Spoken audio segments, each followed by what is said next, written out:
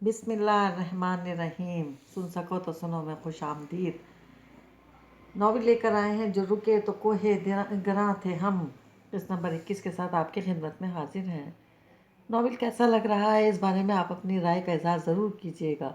और अगर आपने अभी तक हमारे चैनल को सब्सक्राइब नहीं किया तो हमारे चैनल को सब्सक्राइब कीजिएगा और बेल आइकन को प्रेस करना मत भूलिएगा ताकि आने वाली तमाम साथ आपको बर वक्त मिलती रहें। शुक्रिया। ट्रेड फेयर के इख्तिताम पर तुम्हें वापस इस्लामाबाद आना था। तुमने अपना रूट क्यों तब्दील कर लिया? अपने क्लाइंट्स और साथ के साथ एक वीडियो कॉन्फ्रेंस के बाद जब शुरका के उठ जाने पर बिलाल ने साथ से कहा, मेरे सुपुर्द किया गया हर काम हैरानकुन अंदाज में अच्छे और ठीक तरीके से पाया तकमील तक पहुंच गया। पर आप जानते हैं कि ये कोई आसान काम नहीं था। साथ ने इनकी तरफ देख कर मुस्कुराते हुए कहा, तो वो कतई मुतासिर होने के मूड में नहीं थे। तो ये कि मुझे 2 दिन का ब्रेक चाहिए। इसने बेनियाजी से कहा, हो सकता है इस ब्रेक के दौरान मैं आपके कारोबार के लिए मज़ीद कारनामे सर अंजाम दे लूँ। तुम्हारा इशारा ब्राइड एंड कंपनी की तरफ है। उन्होंने सवालिया अंदाज में इसकी तरफ देखा। हाँ वो भी है। 1-2 मुर्गे और भी हैं मेरी नज़र में। मैंने सोचा लगे हाथों इन्हें भी फंसा लूँ। वो सोच में पड़ गए। डैडी आपके पास मेरी बात मानने के अलावा दूसरा कोई रास्ता है ही नहीं। आप ब्राइड एंड कंपनी की अहमियत से खूब वाकिफ़ हैं। वो हंसते हुए बोला, चलो ठीक है, तुम कोशिश करके देख लो।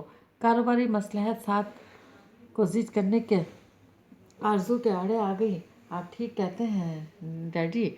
वो हाथ में पकड़ा कलम दांतों से बजाते हुए बोला, वक्त आपको ब्लैकमेल नहीं कर सकता मगर जो 2+2=4 करने के आरजू आपको खूब ब्लैकमेल कर सकती है।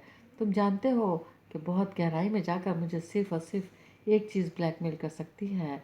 तुम हर मामलों में इस ब्लैकमेलिंग इल्लत को ढूंढ सकते हो अगर दिमाग साथ दे तो। वो चिढ़कर बोले, और आप कहते हैं इल्लतें पालने का कोई प्लान आपके चार्टर में शामिल नहीं है।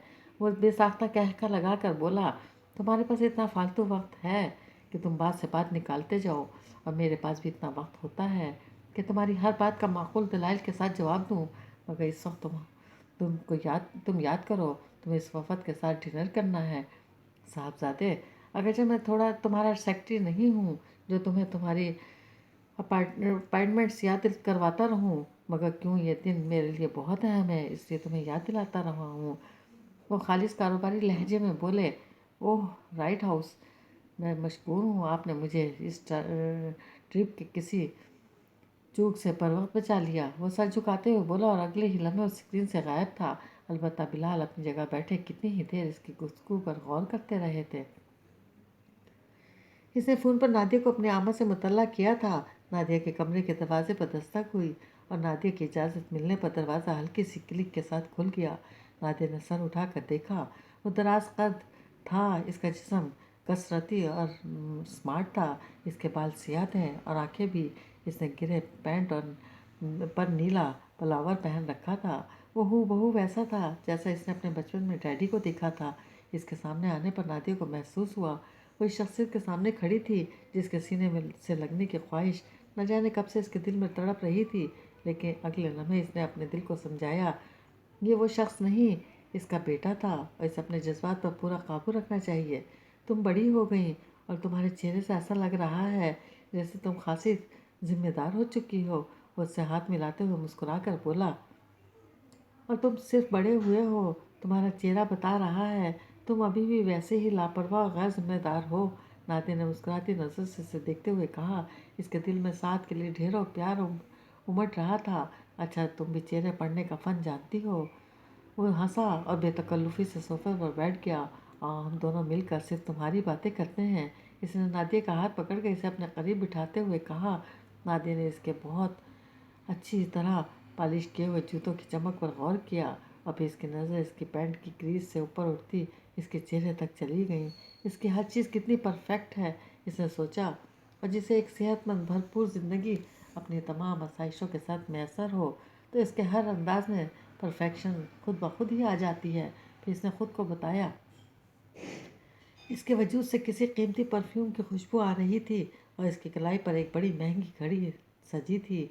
आईफोन के न्यू वर्जन का सेट इसने साइड टेबल पर रखा था।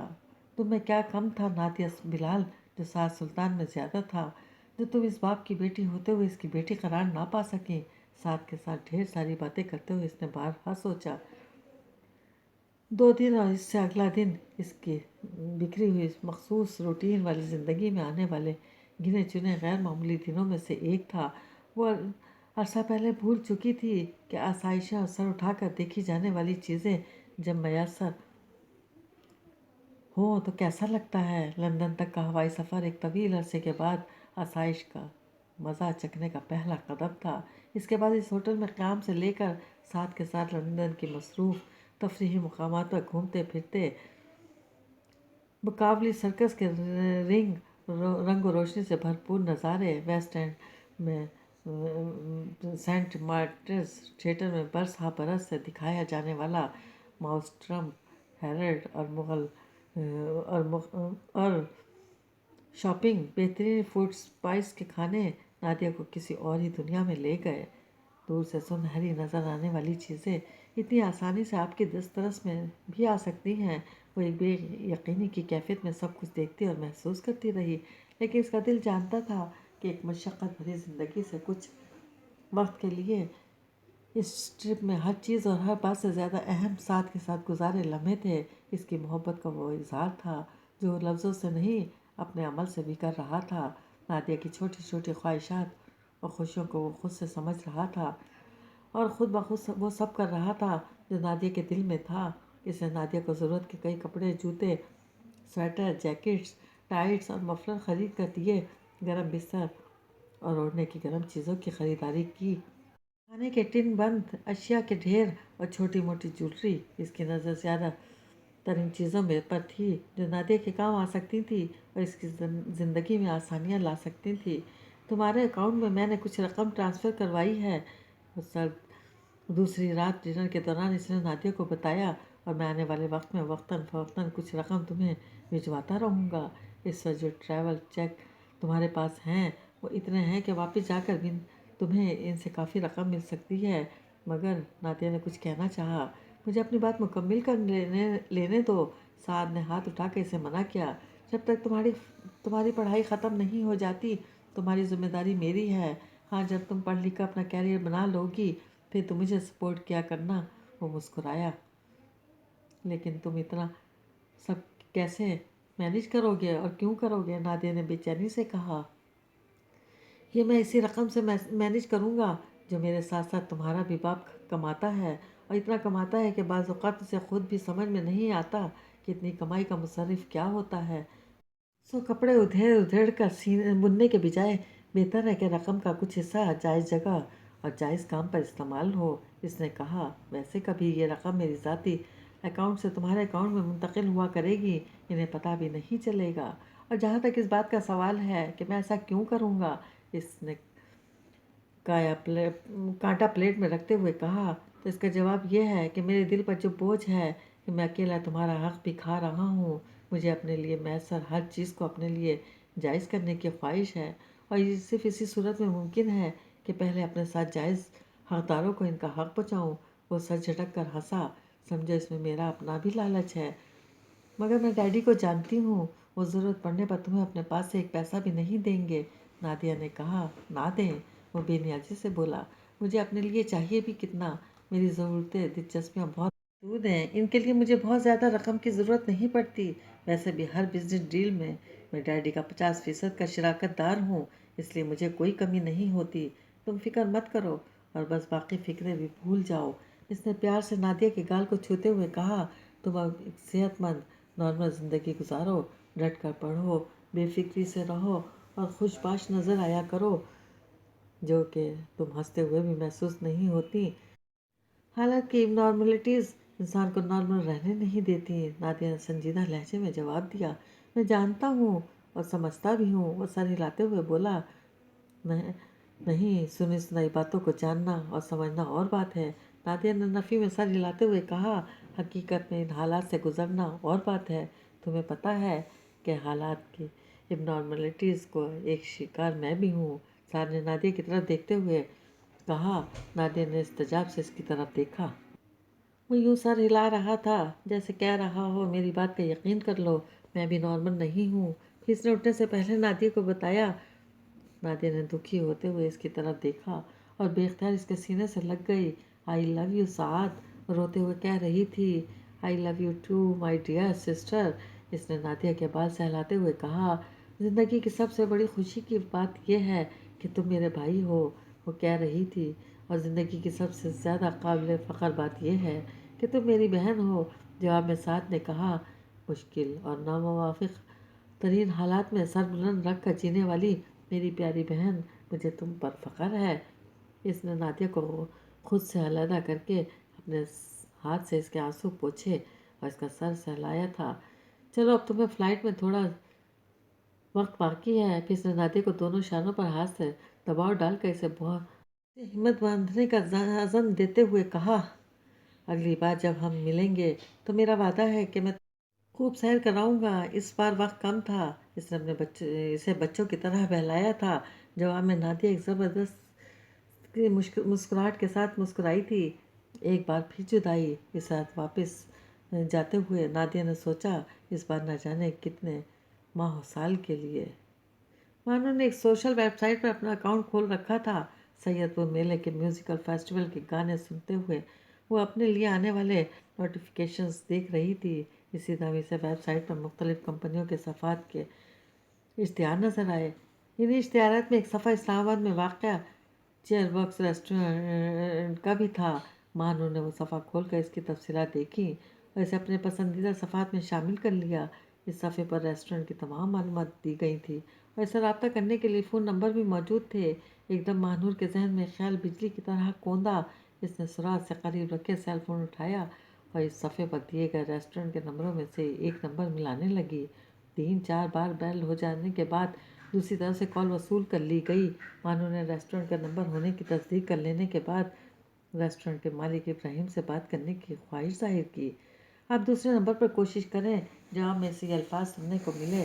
اس نے فون بند کر دیا، دوسرا نمبر ملایا۔ اس بار جو بھی چوتھی بیل پر فون اٹینڈ کر لیا گیا۔ مجھے چیئر باکس کے مالک ابراہیم صاحب سے بات کرنی ہے، مانو نے تیزی سے کہا۔ جی فرمائیے، میں بات کر رہا ہوں، دوسری جانب سے کہا گیا۔ مانو کو چند لمحوں تک اپنے کانوں پر یقین نہیں آیا۔ ابراہیم صاحب، آپ کے دوست سعد سلطان کہاں ہیں؟ مزید کوئی بات کیے بغیر اس نے وہ سوال کیا جسے کرنے کے لیے وہ یہ کال کر رہی تھی۔ آپ کون؟ دوسری جانب سے پوچھا گیا۔ میں ماہنور ہوں، آپ نے سعد کے ساتھ مجھے اپنے ریسٹورنٹ میں انوائٹ کیا تھا۔ اپنی آواز کی لڑکھڑاہٹ پر قابو پانے کی کوشش کرتے ہوئے اس نے ابراہیم کو یاد دلایا۔ اوہ اچھا، دوسری جانب سے پہچان لیے جانے پر اس کا دل بلیوں اچھلنے لگا۔ کوئی لمحہ جاتا تھا کہ اس بہروپیے کی چالاکیوں سے پردہ اٹھتا تھا۔ سعد تو ملک میں نہیں ہے، وہ ایک ٹریڈ فیئر کے سلسلے میں فرینکفرٹ گیا ہوا ہے۔ آپ کو اس سے ابراہیم کی بات درمیان میں کٹ گئی اور فون سے ٹوں ٹوں کی آواز آنا شروع ہو گئی، مگر مانو اس آواز کو نہیں سن رہی تھی۔ اس کا ذہن اور کان ایک ہی جملے پر اٹک گئے تھے۔ سعد تو ملک میں نہیں ہے، وہ ایک ٹریڈ فیئر کے سلسلے میں فرینکفرٹ گیا ہوا ہے۔ وہ ایک ٹک سامنے کی دیوار کو دیکھے چلی جا رہی تھی۔ عبدالرحیم ڈھاکہ گیا ہوا تھا۔ جب صاحب پچھلی بار یہاں آئے تو فیل نے سعد کو بتایا، اسی لیے وہ گھر کے بجائے ہوٹل میں ٹھہرے۔ یہاں انہیں عبدالرحیم کے بنائے ہوئے سی فوڈ کی کھینچ ہی لے آتی ہے، وہ کہہ رہا تھا۔ تو فیل اس گھر کا ہاؤس کیپر تھا، ڈیڈی نے لندن میں خرید رکھا تھا۔ 2 سال پہلے ان کے کاروبار کے سلسلے میں اکثر یہاں آنا پڑتا تھا، اسی لیے انہوں نے یہ گھر خریدا تھا۔ تو فیل پاکستانی تھا جو کئی سال پہلے لندن آ بسا تھا۔ تو فیل کی شکل میں ڈیڈی کو بہترین ہاؤس کیپر مل گیا تھا۔ تو فیل اور اس کی بیوی شاہدہ گھر کی دیکھ بھال کرتے تھے اور عبدالرحیم نے گھر کا بہت خوبی سے خیال رکھا ہوا تھا۔ اب ڈیڈی اور وہ خود کافی عرصے بعد ادھر آتے تھے، اس لیے گھر کے 2-3 کمرے بند ہی رہتے تھے۔ ابھی کل ہی میں نے صاحب کے کمرے کی صفائی کروائی۔ خلیل تو فیل سعد سے کہہ رہا تھا جو لندن میں 2 روز قیام کی آخری رات گزارنے یہاں آیا تھا، ان کی کچھ فائلز یہاں رکھی ہیں، اب آپ آئے ہو تو ایک نظر دیکھ لو، اگر اب وہ اتنی اہم نہیں رہیں تو ان کو ضائع کر دیا جائے۔ تو فیل کی بیوی شاہدہ نے سعد سے کہا۔ سعد اپنے گھر میں کبھی ڈیڈی کے کمرے میں نہیں گیا تھا، اس کی سمجھ میں نہیں آیا کہ وہ شاہدہ کی بات مان کر ان کے کمرے میں جا کر فائل دیکھے یا وہیں منگوا کر انہیں دیکھ لے۔ اور سال پیچھے جو فوٹو صاحب نے ریجنٹ اسٹریٹ میں بنوایا تھا وہ ہم نے بڑا کروا کر صاحب کے کمرے میں لگوا لیا ہے، وہ بھی دیکھ لیں۔ عبدالرحیم نے مسکراتے ہوئے کہا۔ تو اسے ناچار ڈیڈی کے کمرے میں آنا پڑا۔ کمرے کا فرنیچر سادہ مگر قیمتی تھا۔ بائیں دیوار پر وہ تصویر فریم میں سجی تھی جو عبدالرحیم سے دکھانا چاہ رہا تھا۔ اس نے سرسری نظر تصویر پر ڈالی اور طفیل کی بنائی فائلز دیکھنے لگا۔ طفیل بھائی، یہ سب تقریباً غیر اہم ہیں، ان کو بے شک ضائع کروا دیجیے۔ وہ وہیں کھڑا ایک کے بعد ایک فائل دیکھتے ہوئے بولا، کوئی بھی نہیں چاہیے۔ اس نے سر اٹھا کر طفیل کی طرف دیکھا اور فائلز ٹیبل پر رکھ دیں۔ اسی دوران اس کی نظر انہی فائلز کے نیچے رکھے ایک فولڈر پر پڑی۔ فولڈر باقی فائلز سے شکل میں مختلف تھا۔ اس نے بے دھیانی سے فولڈرز کا کور کھولا اور بری طرح چونک گیا۔ فولڈر کے اندر موجود ایک چھوٹے فولڈر پر سنہری حروف میں الفاظ درج تھے، مائی پورٹ فولیو فرام فضا ظہور، میرا فنکارانہ کام فضا ظہور۔ تمہیں نہیں لگتا کہ پچھلے کئی سالوں کے دوران تم خاصی ڈل زندگی گزار رہے ہو؟ کیا تمہیں بوریت محسوس نہیں ہوتی؟ کسی دوست کی کہی یہ بات بلال سلطان کو اس رات سونے سے پہلے یاد آئی تھی۔ وہ سارا دن بہت مصروف گزرا تھا۔ اس صبح ہی کو وہ اپنے بزنس میٹنگز کے لیے کراچی پہنچے تھے۔ بزنس میٹنگ کو گویا زندگی کے معمولات کا حصہ بن گئی تھی، اور اب تو کسی بھی ایسی میٹنگ میں شریک ہونے سے پہلے انہیں اس کے چھوٹے مگر اہم نکات کا علم ہوتا تھا۔ جن وفود اور افراد سے ان کی ملاقات ہونے والی تھی، ان کے بارے میں ان کا سیکرٹری نے کوئی بریفنگ نہ بھی دیتا تو بھی انہیں معلوم ہوتا تھا کہ فلاں متوقع ملاقاتیوں کے مزاج، تکنیکی خوبیاں اور خامیاں کیا ہو سکتی تھیں۔ ایسی میٹنگ میں اب ان کا کوئی ایک لمحہ بھی ضائع ہونے نہ پاتا تھا۔ انہوں نے دن بھر کی مصروفیات کو یاد کیا اور اپنے دوست کی بات یاد آ جانے پر خود اپنے آپ سے ایک سوال کیا، کیا تمہیں اپنی زندگی ڈل لگتی ہے بلال سلطان، اور تمہیں بوریت محسوس ہوتی ہے؟ میں نے کبھی خود کو اتنا فارغ رہنے ہی نہیں دیا کہ بورنگ اور بوریت جیسے احساسات سے میرا سامنا ہو جائے۔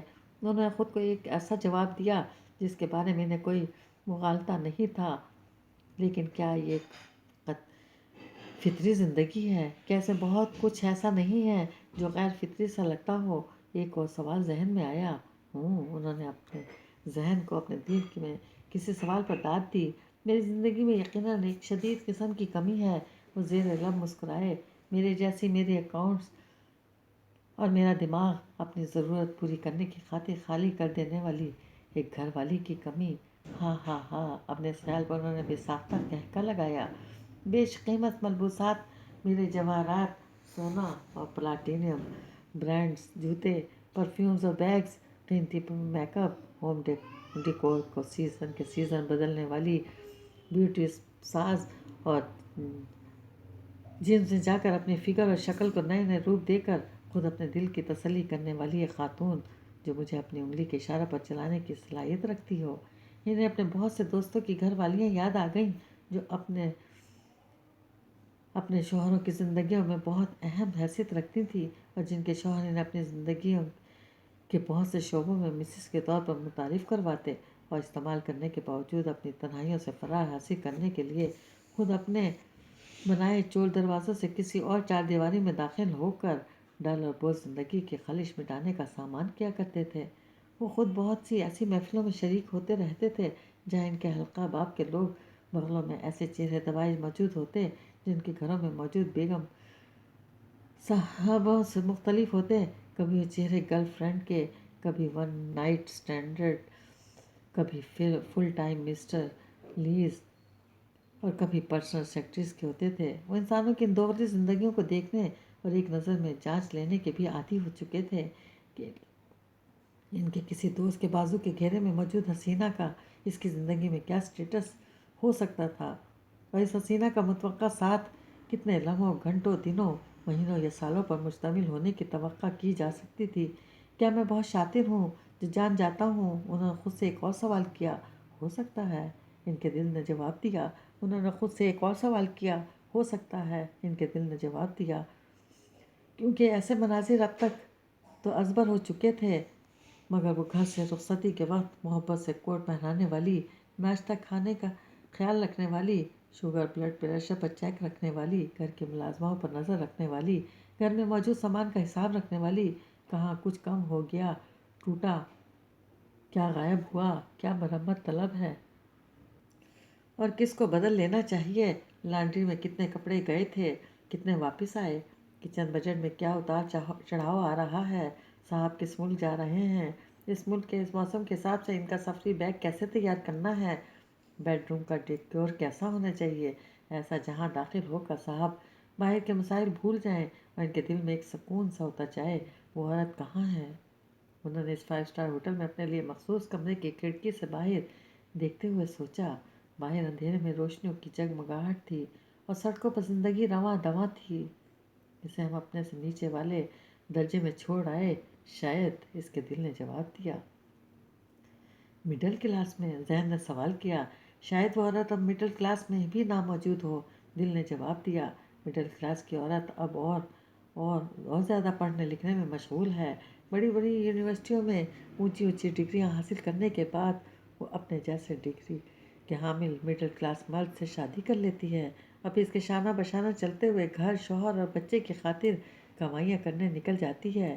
اسے اپنی ڈگریز کو استعمال میں لانا ہے، اتنی محنت سے حاصل کی گئی ہیں، لاکھوں کے بدلے کروڑوں بھی تو کمانے ہیں۔ اب اس زندگی میں تحفظات کا داخلہ بھی فری ہو گیا ہے۔ بڑے بڑے ٹاؤنز اور ہاؤسنگ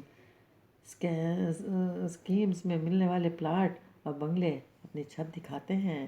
ڈاؤن پیمنٹ کے بعد قسطیں بھی ادا کرنی ہیں، گھر میں ڈیزائنر فرنیچر ڈالنا ہے، کچن ایسیسریز کی رینج اتنی وسیع ہے، اس کا کھاتا بھی پورا کرنا ہے۔ Bed sheets, bed covers, mats اور رنرز دیواروں کے پینٹ اور فرش کے ٹائلز سے میچ کرتی ہیں، اور ڈیکوریشن پیسز، ان کے بغیر تو گھر کی سجاوٹ ہی ناممکن ہے۔ اپنی اور شوہر کی تنخواہ کے ضامن میں قسطوں پر ملنے والی 1300 cc گاڑی بھی بک کروانی ہے۔ قسطیں قسطیں قسطیں، کیلکولیٹر پر مہینے بھر کے اخراجات کا حساب کرتے انگلیاں تھکاتی عورت، جسے کیریئر وومن ہونے کی وجہ سے اپنے لباس اور جوتوں، بیگز، دھوپ کے چشموں اور میک اپ کی مد میں بھی خرچ کرنا ہے، اور بچوں کو بھی انٹرنیشنل چین سکولز میں پڑھانا ہے۔ مہینے کی فیس کے علاوہ جہاں سے colour day, get together, one dish اور اسٹڈی ٹرپس کے مد میں بھی اخراجات کے لیے چٹھیاں آتی ہی رہتی ہیں، اور اس سب کا نتیجہ تھکی تھکائی مڈل کلاس عورت ہائی کلاس اور اپنے درمیان کا خلا عبور کرنے کے لیے ہائی جمپیں لگا لگا کر اپنا ہائی کلاس کے بیریئر پر جمانے کی کوشش کرنے کے بعد جب تھکی ہاری گھر پہنچتی ہے تو کہاں کا کچن اور کیسے گرما گرم تازہ کھانے فریزر میں رکھے منجمد کھانوں کے ڈبے نکال کر مائکرو ویو اوون میں رکھ کر گرم کرتی ہے۔ اگر ماسی میسر ہے تو چپاتیاں ڈلوائیں، ورنہ کبھی مارے باندھے خود چپاتیاں ڈالیں، کبھی شوہر سے کہہ کر روٹیاں یا نان منگوا کر کھانا ڈائننگ ٹیبل پر پٹکتی، بچوں کے ہوم ورک ڈائری دیکھ کر الرٹ ہوتی، ان کو ہوم ورک کراتے، کبھی اونگتی، کبھی آنے والی کل کی تیاری کے لیے چوکنی بیچاری عورت، اسے کہاں یاد رہتا ہے کہ صبح خود اپنی اور بچوں کی تیاری میں شوہر کو کوٹ بھی پہنانا ہے، اس کے جوتے بھی پالش کرنے ہیں، اس کو محبت بھری مسکراہٹ کے ساتھ رخصت کرتے ہوئے آج جلدی گھر آئیے گا جیسا جملہ بھی بولنا ہے، اس کے حواسوں سے بریڈ ہے یا نہیں، جیم تو ختم نہیں ہو گیا، فریج میں کتنے انڈے باقی ہیں، اور پیاز لال تھی، دودھ والے نے کا بل، کسی بچے کی نوٹ بک، موبائل فون کا کریڈٹ جیسے مسائل ہٹیں تو بیچارے شوہر کا خیال کبھی ذہن میں در آئے۔ اور بلال سلطان نے جھرجھری سی لی اور کمرے میں ٹہلتے ہوئے سامنے کی دیوار پر سجی پینٹنگ کے قریب رک کر اسے غور سے دیکھنے لگے۔ طبقہ سوم کی عورت پینٹنگ میں خوبصورت رنگوں کے امتزاج سے ایک علامتی ہیولا سا بنا تھا، اسے سمجھنے کے لیے ذہن پر زور دینے کے تردد سے بچتے ہوئے انہوں نے اپنی سوچ کا دائرہ ایک اور سمت مرکوز کر دیا، جو اگر سگھڑ ہے تو کسی دکاندار، کلرک، چپراسی، دیہڑی دار مزدور، مستری، مکینک، ترکھان یا دودھ دہی والے کی بیوی ہونے کے باوجود چھوٹی چھوٹی بچیوں اور بڑے بڑے سلیقوں سے گھر کا انتظام توازن میں رکھ سکتی ہے، مگر آج کے دور میں وہ بھی کیا کرے، اس کی زندگی میں موبائل فون اور ٹی وی داخل ہو گئے ہیں، شوہر کو کام پر اور بچوں کو اسکول بھیج کر اسے باری باری سب رشتہ داروں کی خیر خیریت موبائل فون کے ذریعے دریافت کرنی ہے، کسی کے گھر میں کس بات پر جھگڑا ہوا، اس گھر کے مرد نے باہر سے روپے بھیجے، کس کی کمیٹی نکلی، کون بیمار ہوا، کون شادی پر گیا، کس نے کیا پکایا۔ مہنگائی کا رونا تو بہت ضروری ہے، پھر بھی اس نے 150 روپے میں ملنے والے کئی ڈیکوریشن پیسز خرید لیے ہیں۔ منّے کے ابا سے نظر بچا کر لون یا کاٹن کا نیا جوڑا بھی خرید لیا ہے۔ لیس اور فیتوں کی دکان پر 2 گھنٹے لگا کر 500 روپے میٹر میں بکنے والی لیس 250 میں خریدنے کا کارنامہ بھی سر انجام دے لیا ہے۔ آمدنی کم ہے تو کیا ہوا، بچے بہترین انگریزی اسکول میں پڑھ رہے ہیں، آخر عمر بھر کی کمائی بچے ہی تو ہیں، انہی کے لیے تو منّے کے ابا دن بھر کمائی کرتے ہیں۔ 2-2.5 گھنٹے خیر دریافت کرنے میں گزارنے کے بعد اسے گھر سمیٹنے اور بکھرے برتن دھونے کا خیال آتا ہے۔ اگر وہ ساس سسر دیور نندوں کے ساتھ رہتی ہے پھر تو بڑبڑاہٹ اس کا حق ہے، ایک اس کی جان ہے اور ہزاروں جھنجھٹ ہیں۔ رات بھی وہ ڈرامے مس کر گئی تھی، اب دوبارہ ٹیلی کاسٹ ہوں گے، اس سے پہلے سے باقی کام نمٹانے ہیں۔ مارننگ شوز تو چھوڑے جا ہی نہیں سکتے، وہاں آنے والی لڑکیوں کے لباس دیکھ کر ہی تو اپنے کپڑے ڈیزائن کرنے ہیں۔ مارے باندھے الٹے سیدھے کام ختم کیے، 2-3 ڈرامے دیکھنے کے بعد اب اسے ٹوکری اٹھا کر سودا سلف لانا ہے۔ برقعے میں خود کو پھنسا کر وہ ٹوکری لیے مارکیٹ کا رخ کرتی ہے۔ موبائل فون، ہاں اس کے بغیر وہ کیسے باہر جا سکتی ہے، گھر میں پیچھے سے کسی کو کوئی کام پڑ گیا تو وہ فون کان سے لگائے خرامہ خریداری کرنے جاتی ہے۔ مول تول بھاؤ تاؤ کتنا ہی وقت تو یوں ضائع ہوتا ہے۔ گھر واپسی تک دوپہر چڑھ گئی، کھانا بنانے تک بچے اسکول سے واپس آئے، انہیں کھانا کھلا کر ٹیوشن والی ٹیچر کے گھر چھوڑنا ہے، ان کے یونیفارم دھونے ہیں۔ انگریزی اسکول والے یونیفارم میلہ ہونے پر بچوں کو جرمانہ کر دیتے ہیں، اس کے بچے انگریزی قاعدے پڑھ رہے ہیں، مولوی صاحب کا کیا ہے، ڈنڈے برسا کر کبھی نہ کبھی تو قرآن پاک پڑھا ہی دیں گے۔ وہاں فیل پاس کا مسئلہ نہیں، مگر انگریزی اسکول والے تو کم نمبروں والے بچوں کو اچھا ہی نہیں سمجھتے، جبھی تو منّے کے اسکول کی ٹیچر کہتی ہے ٹیوشن بھی مجھ سے ہی پڑھائیں ورنہ بچہ پاس نہیں ہوگا۔ مجبوراً اسکول کی فیس کے ساتھ ساتھ ٹیوشن کے پیسے بھی ادا کرنے پڑتے ہیں، اوپر سے گھر کا کرایہ، بجلی پانی گیس کے بل لگتا ہے، دوسرے دن مہینہ ختم ہو جاتا ہے۔ منّے کے ابا کو ڈبل کام کرنا چاہیے، سرکاری ملازم ہے تو خوب رشوت لے، اللہ کو بھی پتہ ہے کتنی مہنگائی ہے، تنخواہ میں کہاں گزارا ہوتا ہے، دکاندار ہے تو ناپ تول کے فرق سے کما کر لائے، گھر کی عورت کو گھر چلانا ہے جو کوئی مذاق نہیں، ایک وہی تو ہے جو اتنے جنجالوں سے اتنے کم پیسوں میں نمٹتی ہے۔ منّے کے ابا اس کی سلیقہ شاعری سے مروب، باسی روٹی ٹھنڈے سالن کے ساتھ کھا کر شکر ادا کرتے ہیں، کام پر روانہ، کہاں کا استری شدہ لباس اور کیسا محبت بھرے الوداعی الفاظ، غنیمت ہے کہ زندگی کا نظام چل رہا ہے۔ کیا میں اتنا قنوطی ہو چکا ہوں کہ مجھے وہ آئیڈیل عورت کسی بھی طبقے میں نظر نہیں آ رہی؟ انہوں نے کمرے میں کچھ دیر ٹہلنے کے بعد صوفے پر بیٹھتے ہوئے کہا، یہ تو وہ نقشے ہیں جو میں نے تینوں درجوں میں موجود ایک ایوریج عورت کو دیکھ کر باندھے ہیں۔ ایکسپیکٹیشن بھی تو ہوتی ہے، ہاں ہوتی ہے، پھر ان کے ذہن میں بہت سی منفی شبیہوں نے ڈیرا جمایا، چور دروازے صرف مرد ہی تو نہیں کھولتے، ان 3 درجوں میں موجود عورتیں بھی تو کھولتی ہیں۔ مزید کی خواہش کے چنگل میں گرفتار عورتیں، ان کی نظروں کے سامنے کئی مناظر اور کئی چہرے گھوم گئے، نہیں سمجھے ان کے بارے میں نہیں سوچنا، انہوں نے اپنے ذہن سے ان شبیہوں کو جھٹکا، بس ٹھیک ہے، انہوں نے کپڑے بدلنے کے ارادے سے اٹھتے ہوئے دل میں کہا، میرے لیے میرے دن بھر کی مصروفیت ہونا، شکار ہیلتھ کانشیس ڈائٹ، فرصت کے لمحوں کی سوئمنگ، صبح کی سیر اور جاگنگ، ہوائی سفر، ان سفروں کے دوران ملنے والے نئے لوگ، سال بھر میں ایک آدھ بار اپنے دوستوں کے ساتھ شکار پر جانا اور بزنس ٹرپس کے دوران ملنے والا VIP اسٹیٹس ہی کافی ہے۔ میرے گھر کو دیکھنے والے ہاؤس کیپرز، مینیجرز اور ان کا عملہ مخلص، مستند اور ایماندار ہے، کیونکہ میں شاید ان کو خود سے وفاداری کا معاوضہ ادا کرنے کے لیے ہی تو کمائے جا رہا ہوں۔ وہ ہلکا سا مسکرائے اور شاور لینے کے لیے باتھ روم کی طرف چل دیے۔ میں تو خیر اس روٹین کا عادی ہو چکا ہوں اور اس میں سیٹ اور مطمئن بھی ہوں، مگر سعد، سونے کے لیے لیٹنے کے بعد انہیں یاد آیا، سعد کی تو زندگی پڑی ہے، کبھی میں نے غور ہی نہیں کیا کہ اسے اپنی زندگی کے لیے کسی ساتھی کی ضرورت ہے اور وہ اس کا انتخاب کب کرے گا۔ انہوں نے سوچا، یہ جگوں ناگوں کی مصروفیت کا احوال اس کے بارے میں مجھے سننے کو ملتا ہے، اس میں کئی قسم کی لڑکیوں کا تذکرہ بھی تو موجود ہوتا ہے، پھر انہیں یاد آیا جیوفری بتا رہا تھا پیر و منگل کے دوران اس نے لندن میں کسی لڑکی ہی کے ساتھ گزارے ہیں۔ بظاہر ایسا دکھتا تو نہیں، مگر جیوفری کو دھوکہ نہیں ہو سکتا۔ وہ زیر لب مسکرائے، واہ میاں، تمہیں پکڑنے کی طاقت بھی رکھتا ہوں، مگر پکڑنے کو جی نہیں چاہتا، سو کیے جاؤ عیاشیاں۔ انہوں نے تصور میں سعد کا چہرہ لاتے ہوئے سوچا اور آنکھیں مون لیں۔ ان کو دن بھر کی تھکان کے بعد کسی مسکن دوائی کے بغیر اچھی نیند آ جاتی تھی۔ وہ تو ملک میں نہیں ہے، فرینکفرٹ کیا ہوا ہے۔ یہ ایک ایسا جملہ تھا جو مانور کے دماغ میں بیٹھ گیا اور دن بھر کی مصروفیت کے دوران بھی ٹھک ٹھک اس کے ذہن میں بستا رہتا تھا۔ کئی بار وہ اس جملے کو بے معنی، غیر اہم جان کر ذہن سے جھٹک کر خود کو کسی اور کام میں مصروف کر لیتی، مگر اس کے ہاتھ اس کام میں مصروف ہوتے اور ذہن جیسے دوبارہ اس جملے کی گونج کی طرف متوجہ ہو جاتا۔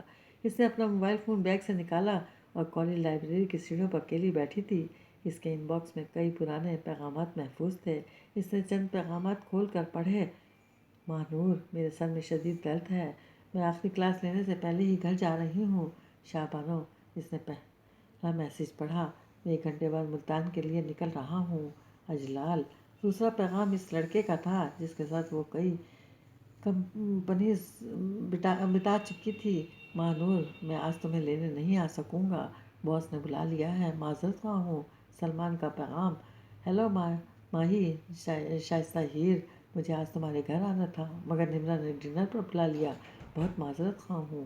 اس کے قریبی دوست شائستہ کا پیغام تھا، ماں نور، میں ایک ہفتے کے لیے ملائیشیا جا رہا ہوں، کچھ چاہیے تو بتانا۔ عظمیٰ پھپھو کے بیٹے وقار کا پیغام، ماہی آج سنڈیکٹ کی میٹنگ ہے، تم وقت پر گھر پہنچ جاؤ تو کھانا کھا لینا، میں تمہارے لیے اسموکی چکن کے ٹکڑے گرلڈ آلوؤں کے قطروں کے ساتھ بنا کر آئی تھی۔ ممی کا پیغام، اس نے یہ 5 پیغام 2-3 بار پڑھے۔